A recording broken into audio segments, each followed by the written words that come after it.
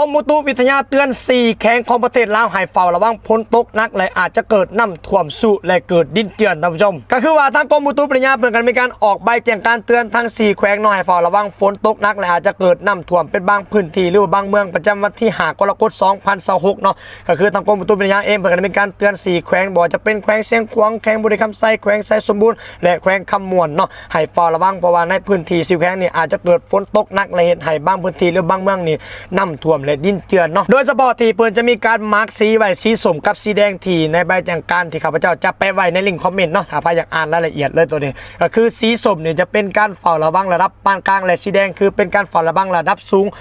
ทั้งแขวงที่ถูกมาร์กเป็นสีส้มเนี่ยจะเป็นแขวงเชียงขวางแขวงไซสมบูรณ์และแขวงบุรีคำไซจะต้องได้เฝ้าระวังระดับปานกลางแต่ก็ต้องได้จอบเบิ่งสถานการณ์นั้นตัวนี้แต่ว่าเน้นหนักเลยที่สุดก็คือแขวงคำมวนเนาะท่านผู้ชมเพิ่นได้มีการมาร์กเป็นสีแดงคือต้องได้เฝ้าระวังระดับสูงเนาะต้องได้เตรียมพร้อมและทางชาวแขวงคำมวน